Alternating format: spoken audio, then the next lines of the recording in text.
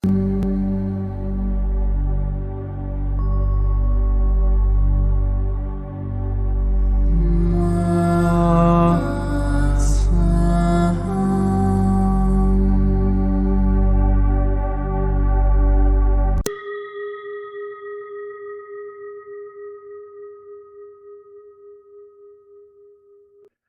qui suit est la transcription d'un échange entre Mathias de Stefano, désigné ici comme moi, et son soi supérieur, désigné comme je suis.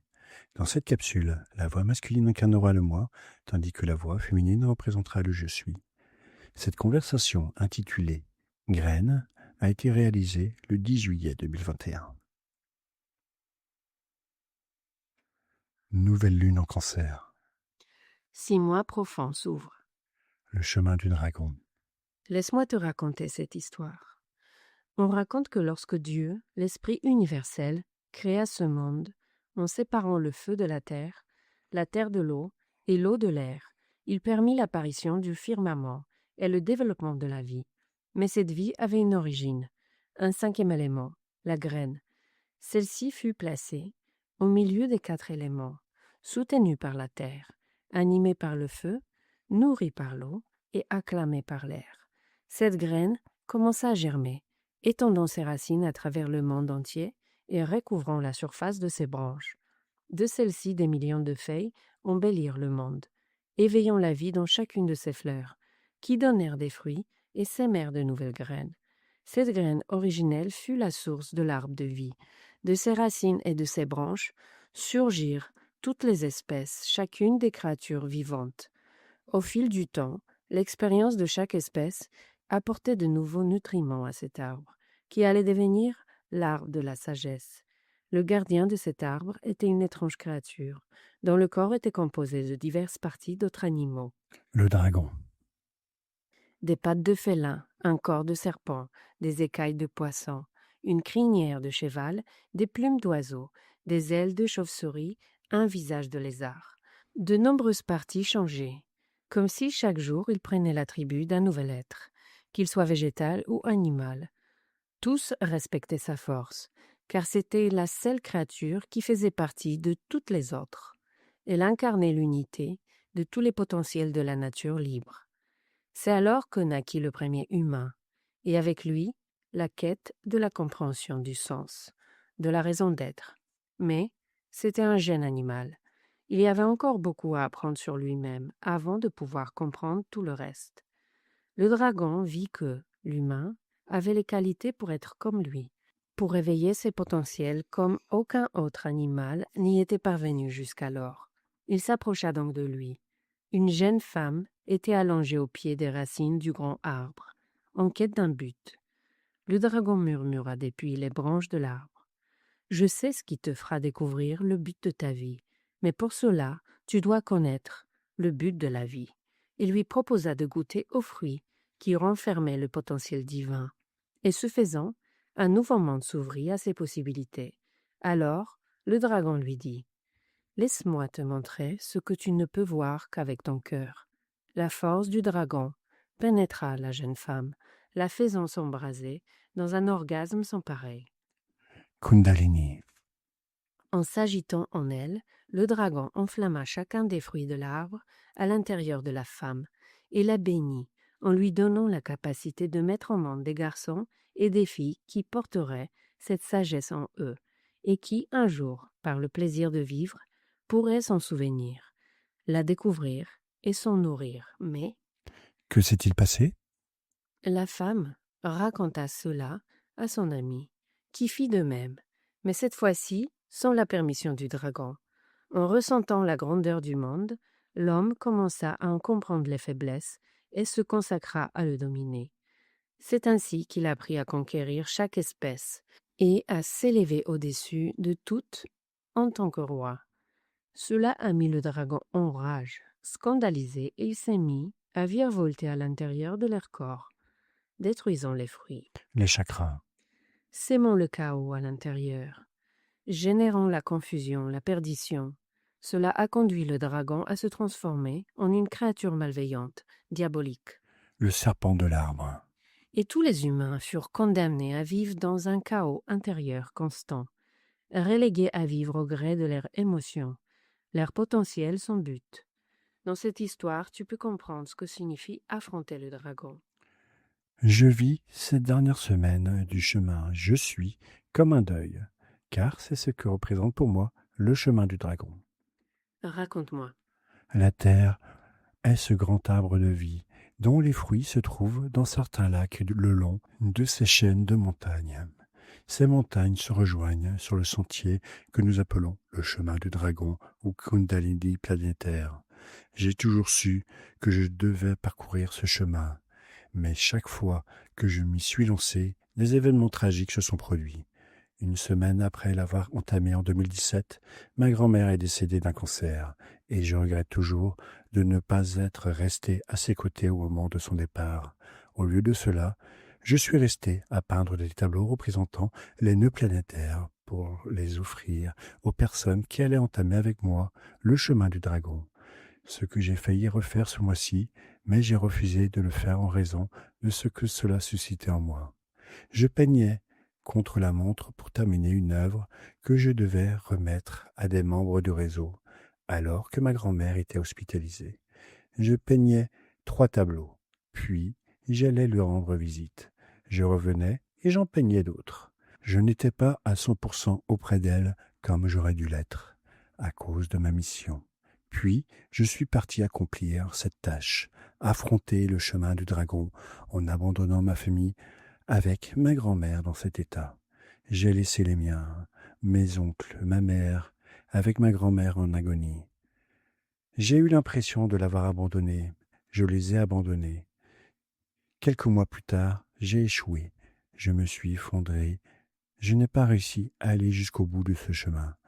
J'ai succombé à mes émotions au bord du lac Chapala au Mexique. Et je suis tombé dans un état d'autisme pendant 1 mois.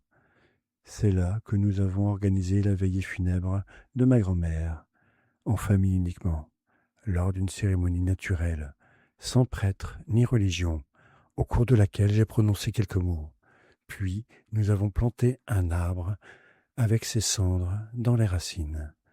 C'est là qu'a commencé ma nouvelle tentative du chemin du dragon, à travers la réalisation d'un documentaire, dans lequel je me suis senti utilisé et trompé. On m'a menti, et j'ai de nouveau sombré dans la dépression liée à l'échec. Le dragon m'a anéanti, il m'a fait rentrer chez moi, et puis je devais recommencer en février 2020, jusqu'à lancer le Yosoi en août 2020. Mais au moment où je devais m'engager sur ce chemin planétaire, le confinement a commencé. On nous a enfermés, et je suis resté coincé en France pendant les 3 mois où j'étais censé voyager à travers la Kundalini. 4 échecs en 4 ans, 4 chutes et, au début de chacune d'elles, un décès, une séparation, la perte d'amis, de famille, de ressources, de temps, de sens. C'est pour cela que tu as si peur. C'est pour cela que tu te sens si mal. Tu sens que cela va se reproduire. Oui, mon corps est nerveux, mon âme est mal à l'aise. C'est le plus grand défi qui m'attend. Le chemin du dragon te mènera vers des territoires qui représentent les chakras du serpent du monde, de l'énergie globale, des lacs situés au cœur des centres de pouvoir de ce flux, mais surtout des lieux qui cherchent à aligner ton être à chaque pas. Alors qu'il y avait au départ une multitude de lacs à parcourir, il n'en reste plus que 9. Tu n'as pas besoin de plus pour s'aimer les bonnes graines dans l'arbre de vie. Le lac Vanern en Suède, la couronne du dragon, le lac de Van, Turquie, le 3e œil du dragon, le lac Issyk-Kul en Kirghizistan, le larynx du dragon, le lac Baïkal en Russie, en Sibérie, le cœur du dragon, le lac Iliamna en Alaska, aux États-Unis, le plexus du dragon, le lac Salt Lake en Utah, aux États-Unis, le sacré du dragon, le lac Cochibolsa au Nicaragua, la racine du dragon, le lac Titicaca au Pérou et Bolivie, les genoux du dragon, lac Kami en Argentine, les chevilles du dragon. Le chemin du dragon est la dernière grande semaine du chemin, je suis. Et c'est celle qui te confrontera à tout le chemin parcouru. C'est pourquoi tu le redoutes. Les autres n'ont été que des préparatifs pour accomplir celui-ci de la meilleure manière possible. Tout au long de cette année, tu as construit l'arbre de vie. 6 mois représentent les racines avec l'air 18 semaines représentant les cercles de la fleur de vie, qui renferment la graine en leur centre. 6 mois représentant les branches, avec l'air 18 semaines représentant les cercles de la fleur de vie, qui renferment le fruit en leur centre. Et les milliers de feuilles de cet arbre, recevant la lumière, sont les milliers de personnes connectées à ce réseau. Vous avez créé l'arbre de vie pas à pas. Il ne reste plus que 2 cercles à fermer. Et maintenant, vous allez le faire en pleine conscience. Chaque semaine, sur les plans mental, émotionnel et physique, vous a préparé à affronter ce dragon, qu'il ne faut pas combattre mais maîtriser. Chaque jour de chaque semaine, vous avez aligné l'un de ces lacs en votre fort intérieur, reliant le tort entre le pôle nord et le pôle sud. Le 10e jour, l'arbre, la terre, le dragon. Tout cela a un sens. Et c'était si proche depuis toujours, que cela se cachait dans les ombres de l'inconscient. Aujourd'hui, nous entamons une nouvelle semaine, au cours de laquelle nous reconnaîtrons tout cet arbre de vie et ses parties, en comprenant ce qu'il nous cache à travers sa forme. La graine, c'est la première partie d'un arbre. Et la dernière, nous voyagerons de haut en bas, en parcourant ce qu'il cache en nous. Et c'est pourquoi aujourd'hui, le jour de la couronne, nous sèmerons cette graine, sous l'influence de la nouvelle lune en Cancer. Que de haches savoir, Je me demande ce que tu dois savoir. je sais que c'est le moment des semailles, qu'aujourd'hui est un bon jour pour semer quelque chose de nouveau. Qu'est-ce que cette nouveauté? Une nouvelle conception du foyer. Exactement. Aujourd'hui, il faut réexaminer le rôle que joue notre enfant intérieur au sein de la famille, au sein du foyer. Quel modèle de famille avons-nous? Quel foyer habitons-nous? Et à quelle famille aspirons-nous? Ainsi que quel foyer souhaitons-nous habiter? Aujourd'hui commence une période de 6 mois de remise en question qui s'étendra jusqu'en janvier 2022. La question est, quel type de famille souhaitons-nous habiter en tant que foyer? Qu'est-ce que je considère comme une famille? À toi de me le dire. Je ne sais pas. Je pourrais dire aujourd'hui que ma famille, c'est ma mère, personne d'autre. De par ma tradition italienne, pour moi, la famille est quelque chose de très important, quelque chose qui doit être immense, où nous partageons tout ensemble, chaque jour si possible. Quelque chose qui ne se brise pas, qui me nourrit. Et pourtant, cela s'est brisé. Avant, nous étions nombreux, mais nous avons été de moins en moins nombreux, jusqu'à ce qu'il ne reste plus que ma mère et moi. Et ton père? J'ai encore du mal à les considérer comme une famille. Je sais qu'ils sont une, mais je ne sais pas. Ils ne font pas partie de mon schéma énergétique en tant que famille au sens profond du terme. Je pense que j'ai besoin de passer plus de temps avec eux, mon père, mes frères et sœurs, pour pouvoir vraiment les intégrer comme une famille. Mais, si je sors du cadre de la tradition italienne, il y a plusieurs amis que je considère comme ma famille, auxquels je me sens lié d'une certaine manière, même si j'aimerais qu'on soit plus nombreux. Tu cherches toujours à avoir une grande famille, n'est-ce pas? Oui, en fait, je ne conçois pas l'idée d'avoir un enfant dont je serais le seul père et qui n'aurait qu'une seule mère. Je ressens le besoin qu'il ait beaucoup de pères et beaucoup de mères, beaucoup d'oncles et de tantes, de cousins et de cousines. Pourquoi? Et j'ai peur qu'il se retrouve seul. Qu'en perdant l'un d'entre eux, il croit ne plus en avoir. Tu projettes sur ton enfant une de tes propres faiblesses. Oui, maintenant que j'y pense, oui.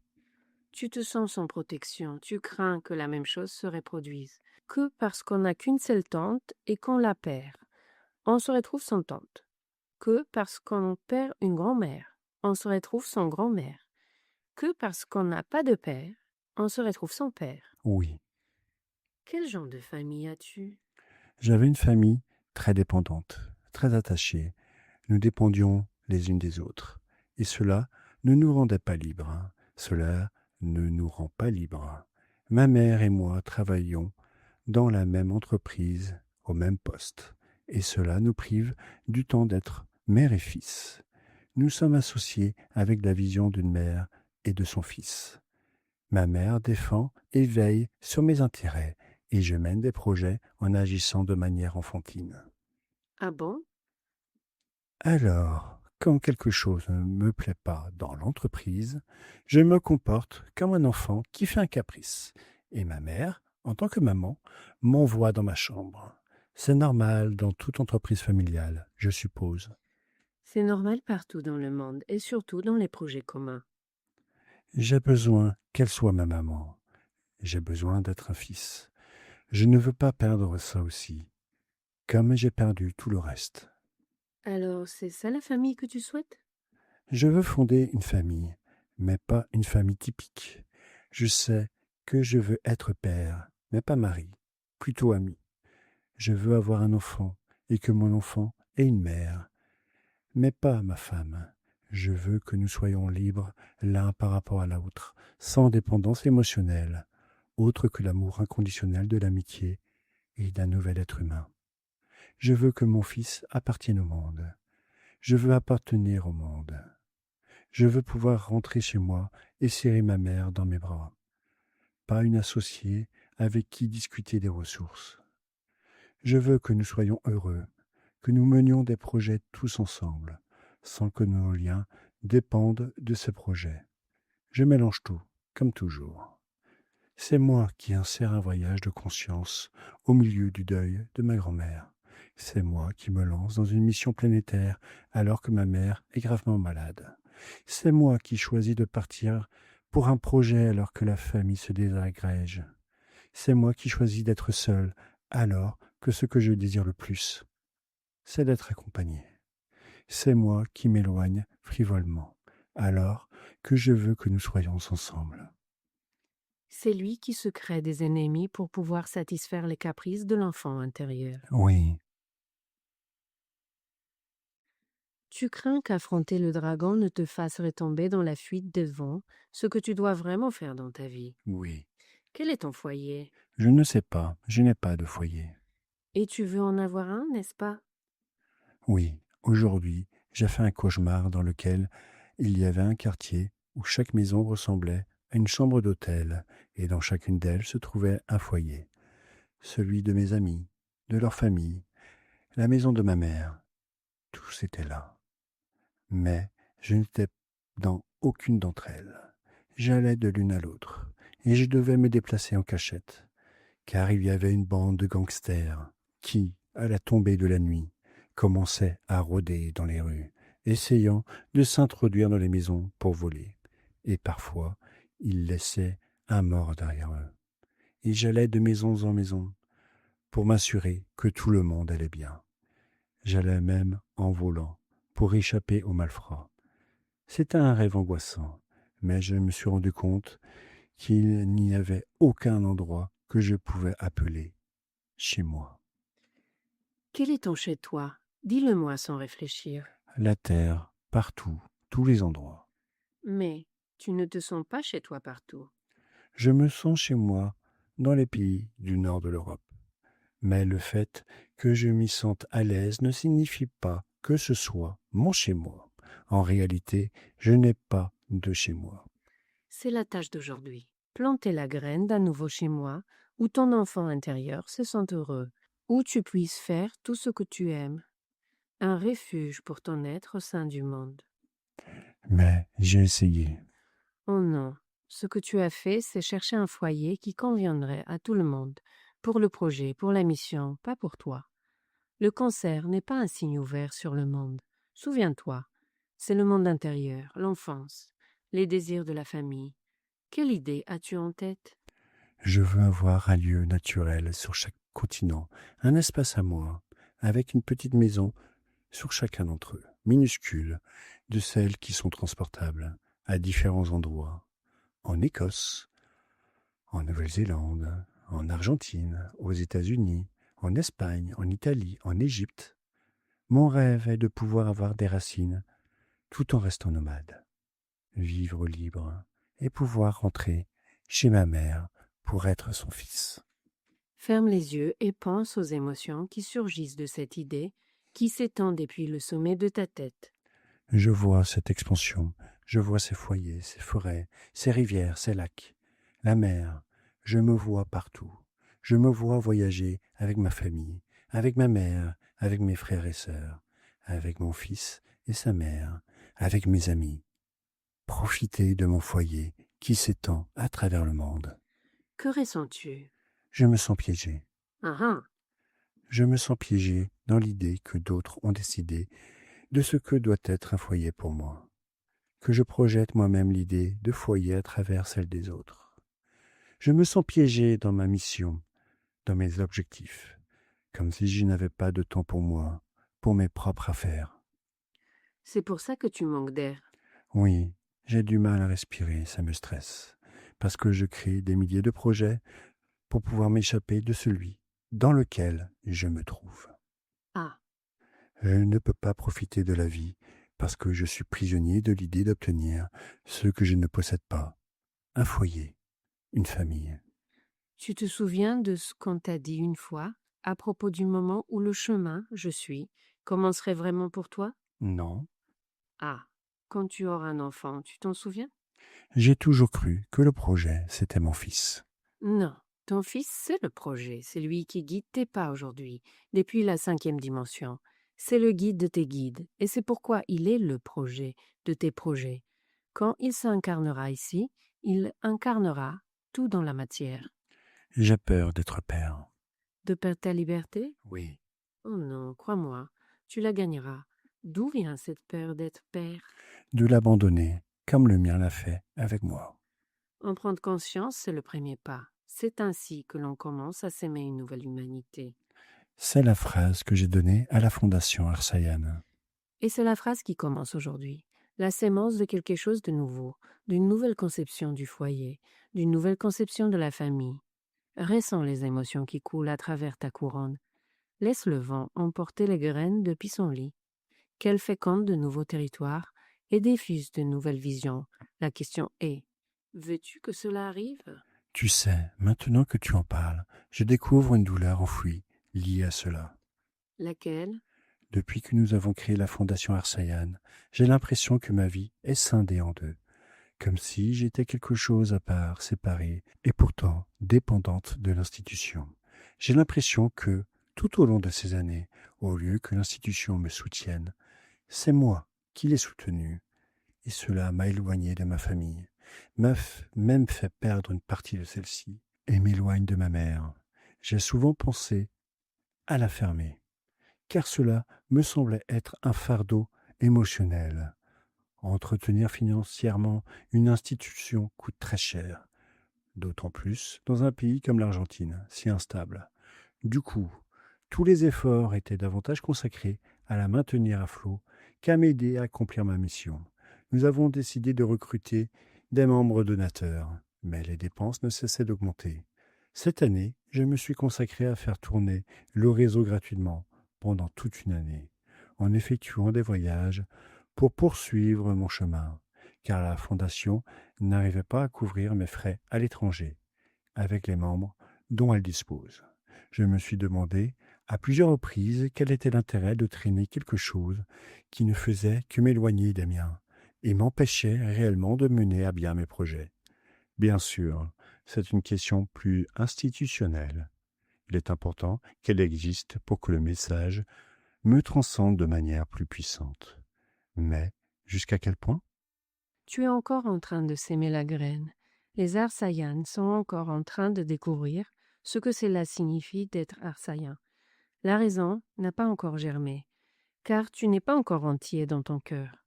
Ce que vous vivez aujourd'hui, toi, ta mère, les tiens, c'est la préparation à ce qui va venir, où la fondation sera essentielle, mais elle ne le sera que tant que vous resterez dans l'essence. Ce que tu perçois comme un fardeau dans cette institution, ce n'est pas l'institution en soi, mais ton ignorance du foyer, des rôles que chacun occupe, de ce qu'il t'appartient d'accomplir dans la vie. Découvre-toi, apprends à te connaître, traverse-toi. Ainsi tu pourras savoir où tu en es et où tu te diriges vraiment. Et ce n'est que lorsque la Terre sera connectée et lorsque tu seras uni à elle que tu pourras poser les véritables fondements. Identifie l'émotion, ce n'est qu'ainsi que tu sauras où tu places l'énergie de ton être. Cela me fait du bien d'en parler. Même si je reste dans l'émotion et la confusion, je comprends beaucoup mieux ma douleur, mon angoisse. Pas à pas, tu deviendras libre. Entrer dans l'inconscient, c'est s'approcher de ce qui est le plus proche de toi et que justement tu ne parviens pas à voir. Et maintenant, tu le vois. Tu as juste besoin de parler. À présent, prends les graines que tu as sous la main et sème-les dans un pot avec l'énergie de cette nouvelle lune. Écris ta vision du foyer, de la famille. Écris ce que tu espères faire germer dans ta vie, ce que tu espères faire grandir chez ton enfant intérieur. Et plante-le à côté des graines. Observe-les grandir avec l'intention de ce nouveau cycle qui commence aujourd'hui et chante-leur. Je chante en les semant avec la vibration de tout l'univers. Sème la graine dans ta couronne et transforme les émotions de ton foyer et de ta famille. Une nouvelle vie peut germer. Ce n'est que le début. Bienvenue à l'arbre de vie.